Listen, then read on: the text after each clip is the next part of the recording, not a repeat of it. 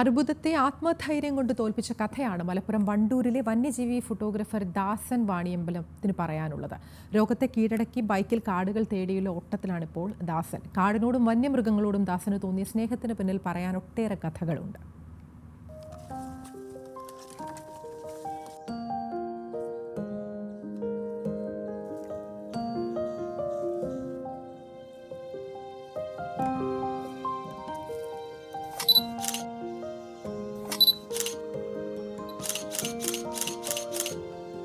കടുവയും പുലിയും നരിയും നരിച്ചൂറുമൊക്കെയുള്ള കാട് ദാസന് സ്വന്തം വീട് പോലെയാണ്.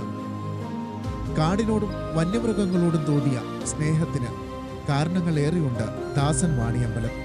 കാടിനോട് തോന്നിയ കൗതുകവും ജീവികളെ അടുത്തറിയാനുള്ള ജിജ്ഞാസയുമാണ് ഒന്ന്.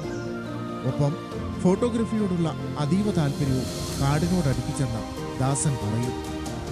7 വർഷം മുമ്പ് തന്നെ തേടിയെത്തിയ ക്യാൻസർ എന്ന വില്ലനും കാടിനെ പ്രണയിക്കാൻ കാരണമായതായി ഇദ്ദേഹം പറയുന്നു.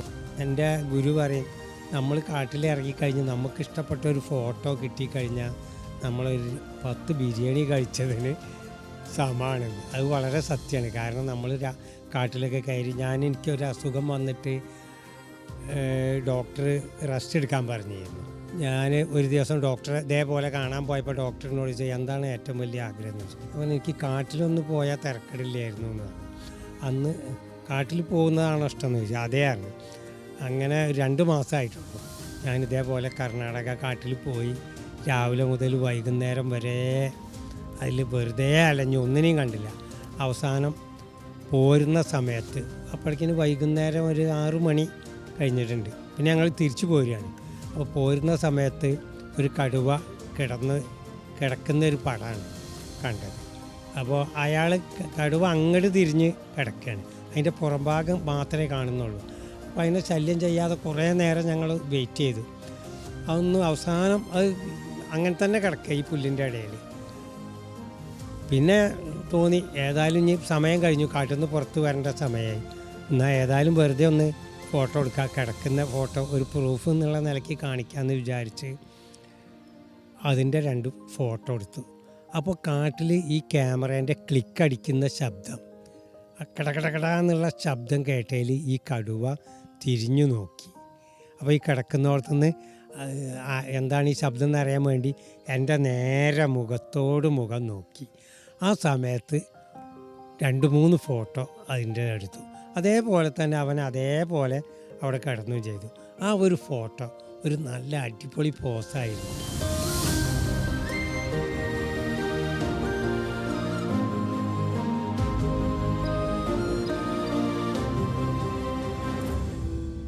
അർബുദം ബാധിച്ച നാക്കിന്റെ ഒരു ഭാഗം മുറിച്ചു മാറ്റേണ്ടി വന്നു.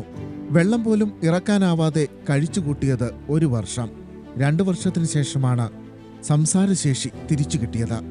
കാലങ്ങൾക്ക് ശേഷം വൈൽഡ് ലൈഫ് ഫോട്ടോഗ്രാഫിയിൽ സജീവമായതോടെ രോഗവും അകന്നു. വന്യമൃഗ സംരക്ഷണ കേന്ദ്രത്തിൽ പോയി എളുപ്പത്തിൽ കടുവയുടെയും പുലിയുടെയും ചിത്രമെടുത്തു പോരുന്നതല്ല ദാസന്റെ രീതി. വന്യമൃഗങ്ങളുടെ ജീവിതം അതിൻ്റെ തനിമ ചോരാതെ പകർത്താനാണ് ദാസൻ ഇഷ്ടം. വനയാത്രയ്ക്കിടയിൽ മറക്കാനാവാത്ത ഒട്ടേറെ ഓർമ്മകളും ഉണ്ടായിട്ടുണ്ട്. പലപ്പോഴും നല്ല ചിത്രത്തിനായി മണിക്കൂറുകൾ കാത്തിരിക്കേണ്ടി വരും.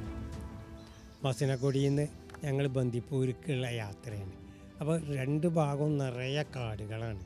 2 ഭാഗവും കാടിങ്ങനെ നിറഞ്ഞു നിൽക്കുക.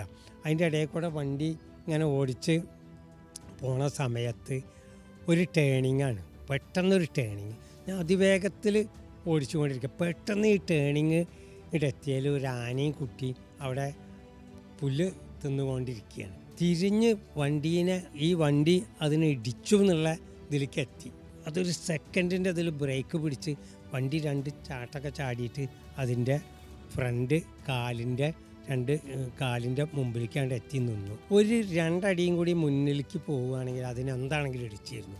അതിൽ ഈ ആന പെട്ടെന്ന് ഇങ്ങോട്ട് തിരിഞ്ഞിട്ട് തുമ്പിക്കൈയൊക്കെ പൊക്കിയിട്ട് ഒന്നങ്ങോട്ട് ചീറി. വളരെ എത്ര മുഖാമുഖമാണ്. എന്നെ അതിന് ശരിക്കും പിടിക്കുക.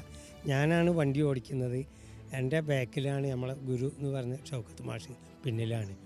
ഒന്നും മിണ്ടാതെ ഈ തുമ്പിക്കൈ ഉയർത്തി ഒരു 10 സെക്കൻഡ് അതിങ്ങനെ നിന്നു. തിരിഞ്ഞിങ്ങനെ നോക്കിയപ്പോൾ അതിൻ്റെ കുട്ടിയാന അതിൻ്റെ കുട്ടിയാന കാട്ടിൻ്റെ ഉള്ളിലേക്കാണ് പോണതാണ് അത് കാണുന്നത്. അങ്ങനെ ആന പിന്നിലേക്ക് നടന്ന് അങ്ങോട്ട് പോയി. രാജ്യത്തെ പ്രധാന വനമേഖലകളിൽ ദിവസങ്ങൾ തങ്ങി ചിത്രങ്ങൾ പകർത്തുന്ന തിരക്കിലാണിപ്പോൾ ദാസൻ.